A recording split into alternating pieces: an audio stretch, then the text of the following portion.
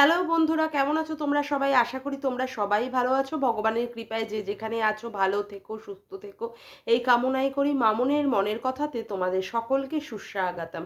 আমিও খুব ভালো আছি। আবার আরেকটি নতুন কন্ট্রোভার্সিয়াল ভিডিও নিয়ে তোমাদের সামনে চলে এসেছি।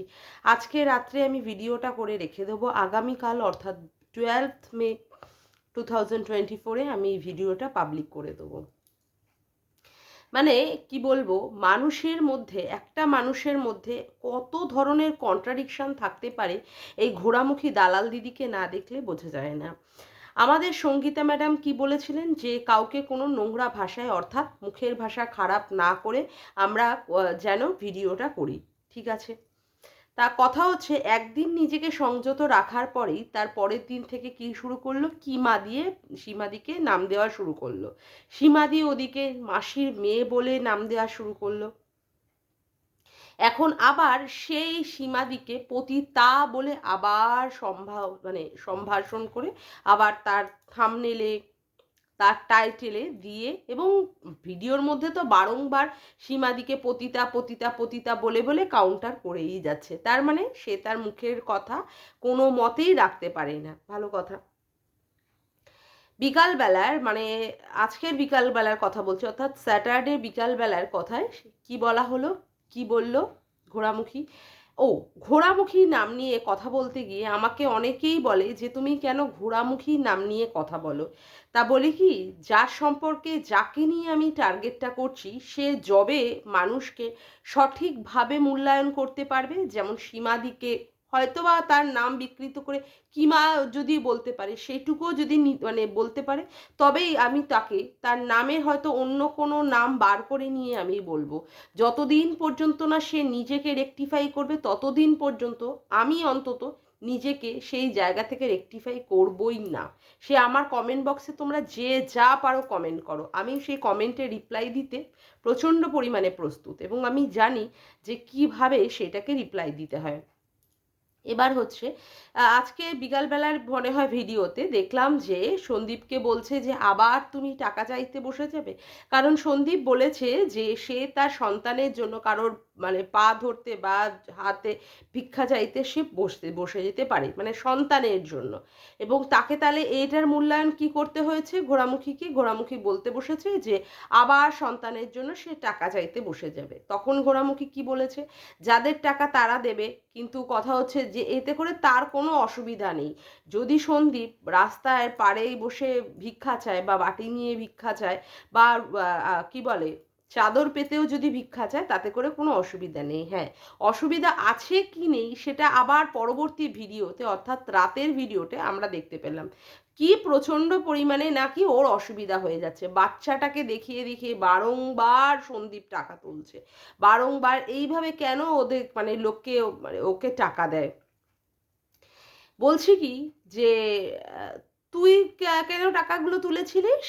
হ্যাঁ, লোকের পেছনে লেগে, লোকের চ্যানেলের পেছনের গুষ্টির তুষ্টি পুজো বাজিয়ে তুই কেন বলতো টাকাগুলো তুলেছিলিস কিউআর কোড দিয়ে?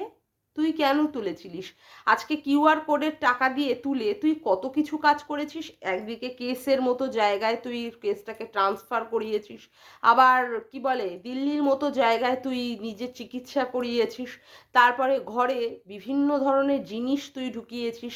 এবার বলবি কি, ঘরে যেমন গ্যাস ওভেন ঢুকিয়েছিস, তারপরে বরকে স্যুট কিনে দিয়েছিস, তারপরে নিজের চুল কিনেছিস, তাই না, পট চুলটা কিনেছিস, তারপরে বিভিন্ন আরও তো টুকটাক, আইফোন কিনেছিস, যে ফোনটা দিয়ে তুই এখন ক্যামেরা করে ফোনের করিস।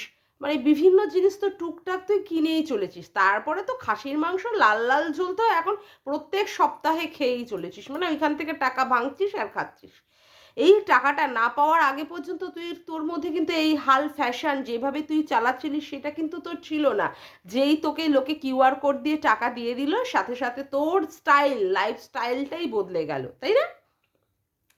আসলে ব্যাপারটা কি হচ্ছে বলতো, সন্দীপকে মানুষ এত ভালোবাসছে বা কৃষাণুকে এরকম ভাবে ভালোবেসে লোকে দিচ্ছে, এতেই তোর পিছনটা ফেটে তক্তা হয়ে যাচ্ছে। যদি ওই সন্দীপের কাছে যে সমস্ত উপহারগুলো আসছে তার কিঞ্চিত ভাগও যদি তোকে একটু দিয়ে দিত, তাহলে কিন্তু তুই এইভাবে ক্ষিপ্ত হয়ে সন্দীপের এগেনস্টে ভিডিও করতে বসতিস না।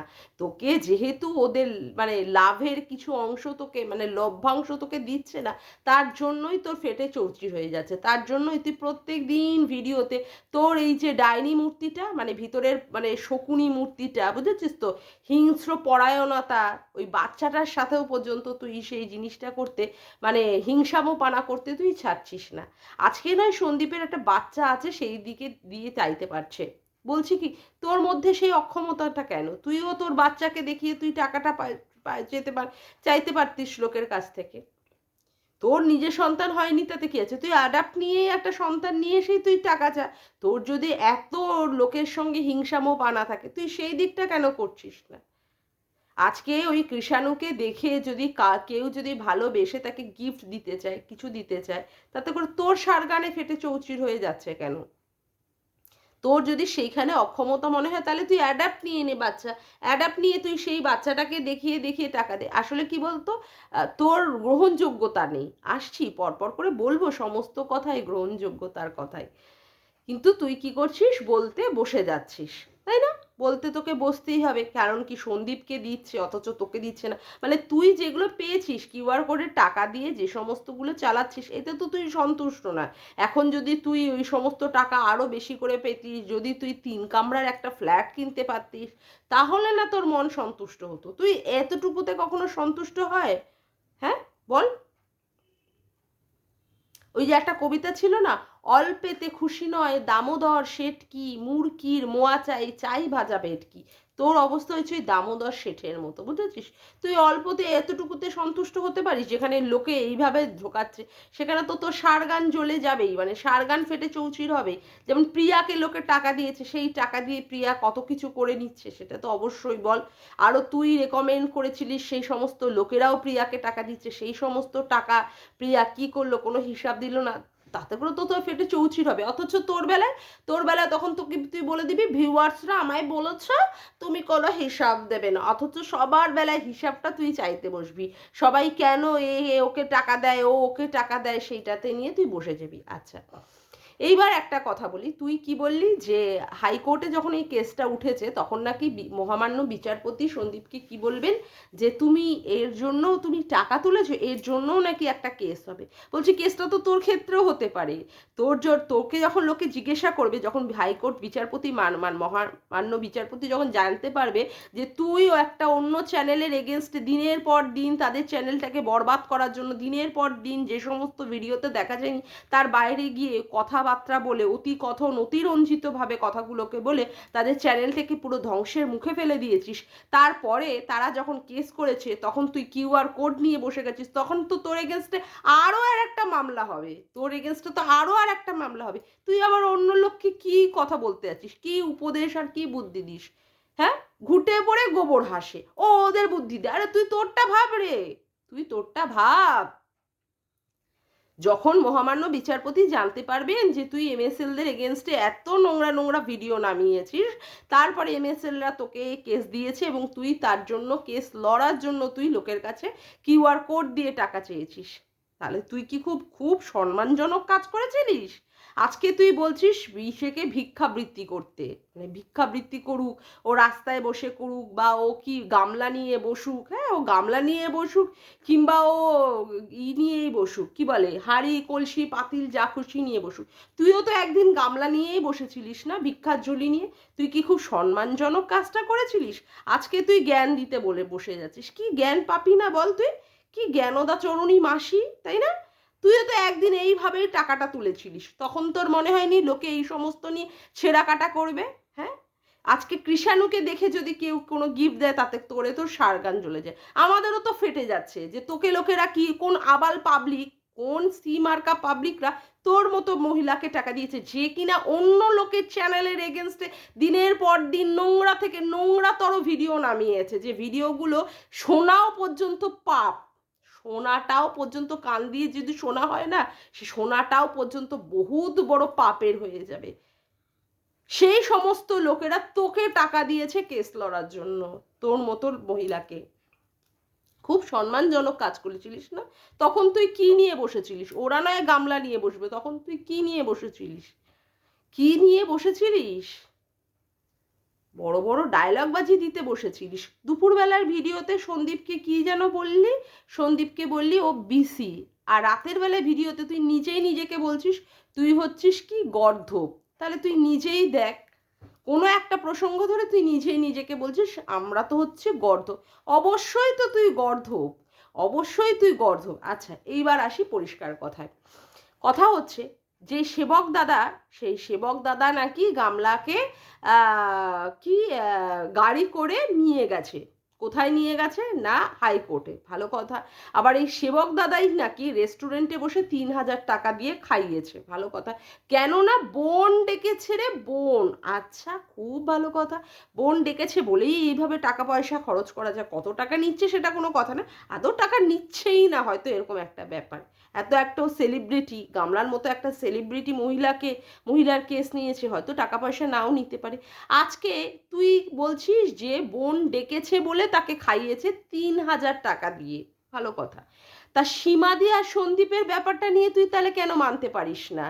যখন সন্দীপ সীমাদিকে ভালোবেসে দিদি বলে ডেকে তার কাছ থেকে ফোঁটা নিয়ে যখন বাড়িতে বসে কোনো উৎসব পালন করছে, বা কোনো সময় কি বলে তোর বাড়িতে পিকনিক করে যখন ডাকছে, তখন তুই ওদের মধ্যে কেন নোংরা সম্পর্ক জড়িয়ে দিচ্ছিলিস? কেন নোংরা সম্পর্ক থেকে নোংরা তুই কি করে তুই সন্দীপ আর সীমাদিকে মানে মানে নোংরা সম্পর্কের মধ্যে জড়িয়ে সীমাদিকে প্রেগনেন্ট বানিয়ে দিয়েছিলিস? তোর ক্ষেত্রে সীমাদি আর সন্দীপের মধ্যে ভাই বোনের সম্পর্ক হতে পারে না, তখন সেই সম্পর্কটা কি হয়ে যায়, শোয়ার মতো সম্পর্ক। তুই কি দেখেছিলিস? তুই তো দেখিসনি। তাহলে তুই কি করে ভিডিওতে বলেছিলিস? তুই বললি সীমাদি বলেছে গামলাকে 4বার নাকি প্রেগনেন্ট করিয়ে দিয়েছে, একবার খালাস করিয়ে দিয়েছে। তাহলে 3টে বাচ্চা গেল কোথায়? হ্যাঁ, অবশ্যই সঠিক।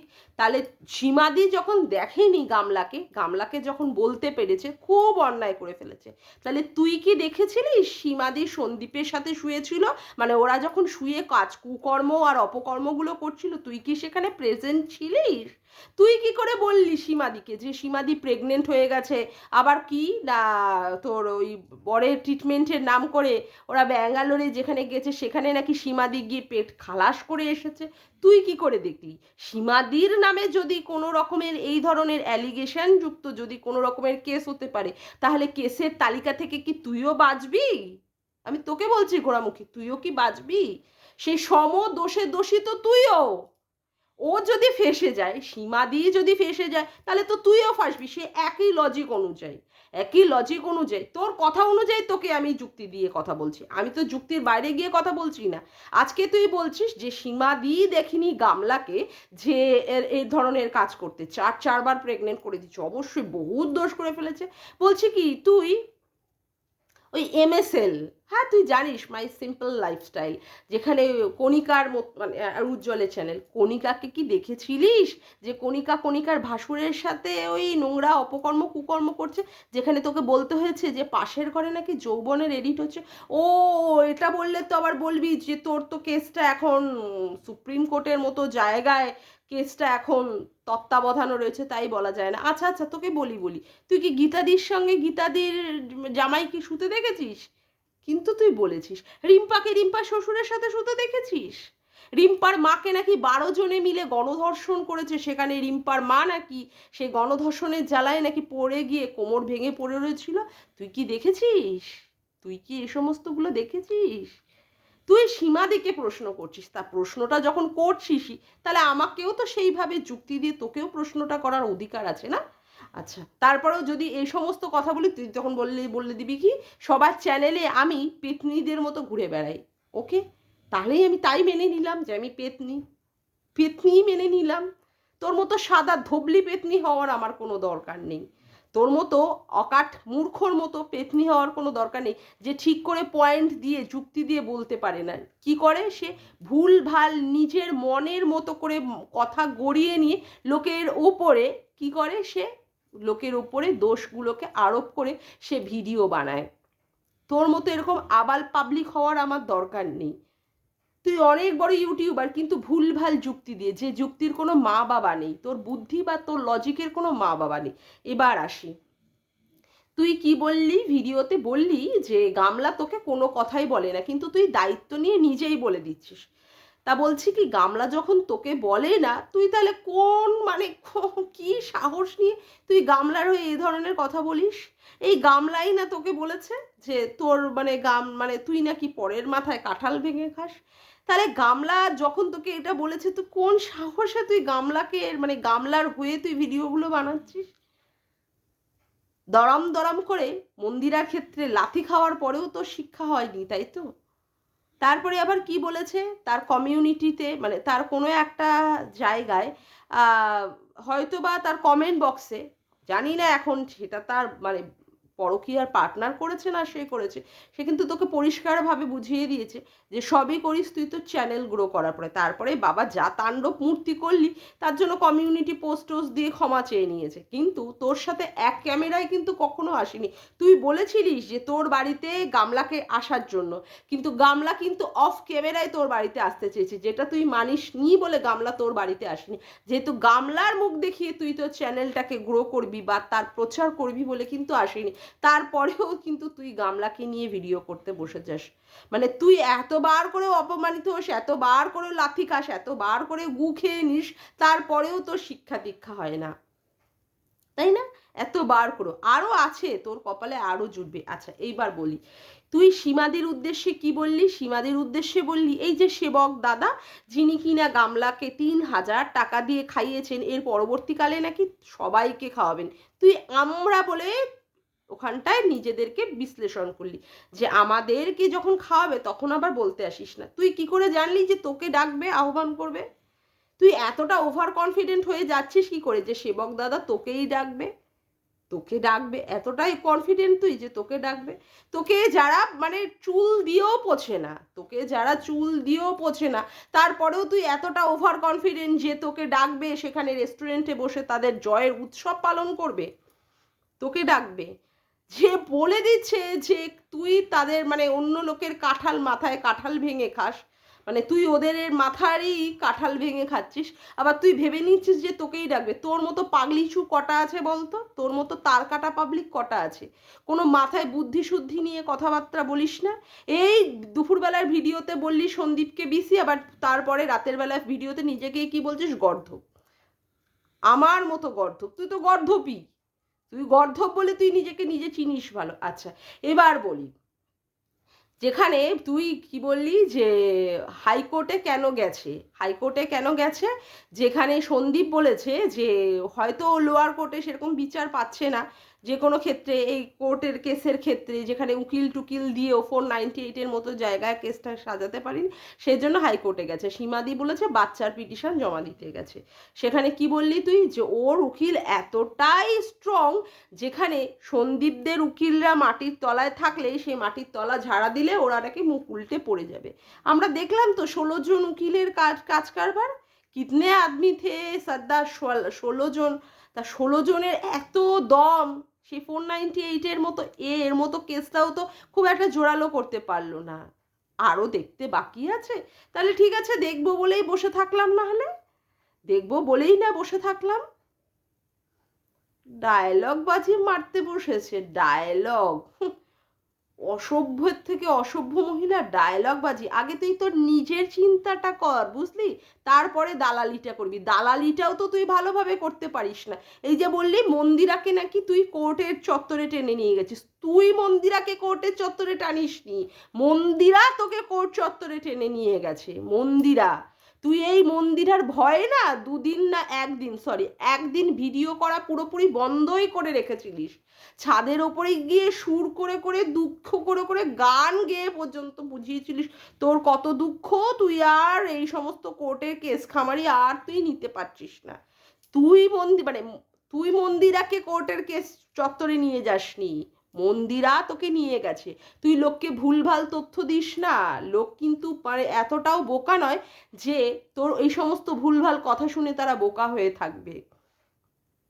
মন্দিরাকে সোশ্যালি উলঙ্গ করেছে, এখন কোর্ট চত্বরে নিয়ে গিয়ে উলঙ্গ করবে। এতটাই ওভার কনফিডেন্ট তুই, তুই মন্দিরাকে কোর্ট চত্বরে নিয়ে গিয়ে উলঙ্গ করতে পারবি? বাপরে বাপ! তাহলে তো তুই যদি করতে পারিস তাহলে তো তোর দম আছে। তাহলে তো সত্যিই বলবো তোর দম আছে। আর তুই যদি না করতে পারিস না, তোর মাথার চুল হাফ করে দিয়ে না, তোর মাথায় ঘোল ঢেলে দিয়ে মন্দিরে পুরো ওই রানাঘাট চত্বর থেকে নগর ঠাকুরের মতো জায়গা থেকে, ঠিক আছে, এইরকমভাবে ঘোরাবে। তার জন্য তুই প্রস্তুত হয়ে থাকিস। এত বড় বড় ডায়লগ দিচ্ছিস তো প্রস্তুত হয়ে থাকিস তুই। যাকগে বন্ধুরা, আজকের মতো ভিডিওটা আমি এখানেই শেষ করলাম। আমার ভিডিওটা যদি তোমাদের ভালো লেগে থাকে তবে অবশ্যই একটি লাইক করো, কমেন্ট করো, শেয়ার করো, চ্যানেলটিকে বেশি বেশি করে সাবস্ক্রাইব করে রেখো, আর অল নোটিফিকেশান বেলটিকে অন করে রেখো এরকম নতুন নতুন ভিডিও পাওয়ার জন্য।